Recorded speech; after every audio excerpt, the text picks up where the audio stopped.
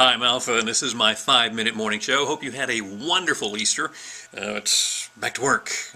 Spring has pretty much shown up everywhere, and that's a really good thing. Makes it a little more difficult to even get back to work now, doesn't it?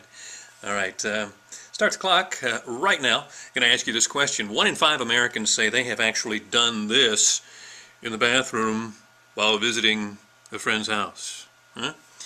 They've actually done this in the bathroom while visiting someone's house. What do you think it is? That answer coming up for you in a little less than 5 minutes. Take a gaze around the world. A little shake, rattle, and roll going on the Mexico-California border.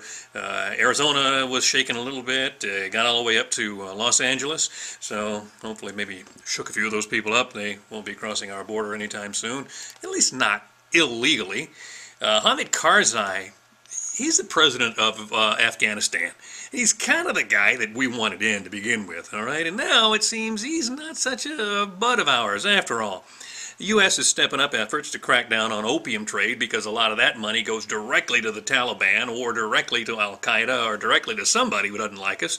And it seems that Mr. Karzai has a brother who's pretty big in the opium trade.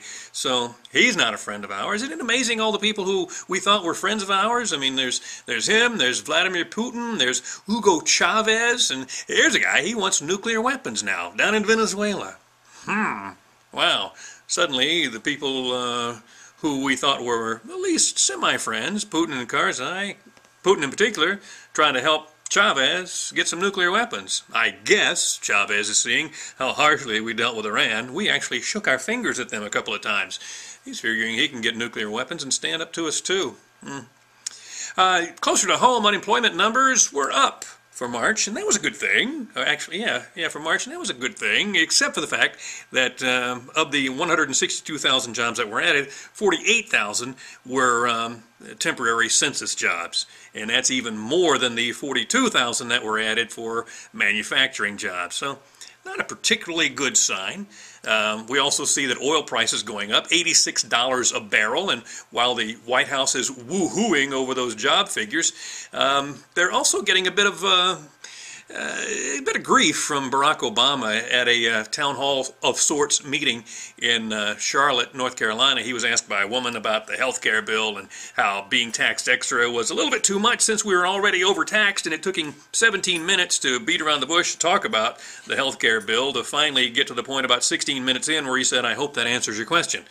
And if you were like me and watched any of it, you were like, "Hey, well, no, not really, but I forgot the question about 14 minutes ago, so it's okay." You'll hear a lot about that today. Let's see what else is going on. Oh, celebrities are in the news right now. Corey Haim, remember, passed away a couple of weeks ago, the child actor, troubled as an adult. He passed away, and Corey Feldman, his best friend, was totally distraught over it. So distraught that he couldn't even go to the funeral.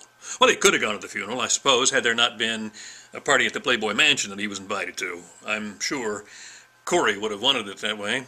And then in what has to be the fastest recovery in the world, Jesse James. He's in, and now he's out of rehab for whatever it was he was trying to get rehabbed for. He went in on March 26th, and let's see, this is April 5th, and so just a matter of a few days, he's out. Man, that is the quickest recovery since Vicky Locke. Little inside joke there.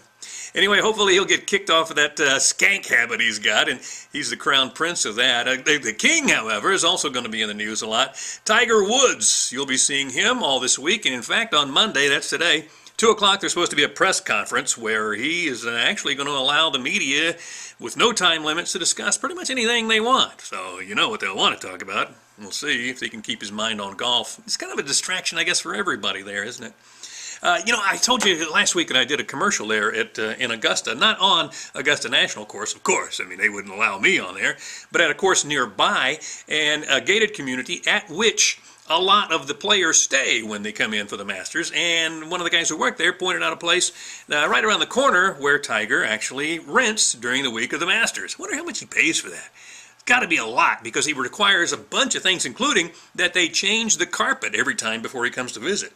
Whoa. I mean, he could pay me $100 grand or so. Hell, I'd change the carpet, I'd paint for him, I'd make sure the windows were clean, give him hot and cold running skanks, whatever you want for $100 grand. Maybe a little more than that even. All right, just about to run out of time here. better get to the answer to the question we asked you at the top of this 5 minutes. And that was this: 1 in 5 Americans have actually done this in the bathroom at the home of someone they were visiting. What did they do? They changed the direction of the toilet paper, whether it was over or under. Huh. That's a little bit of OCD there, don't you think? Are you an over or are you an under? That's my 5-minute morning show. I'm Alpha Trivette. We will see you next time.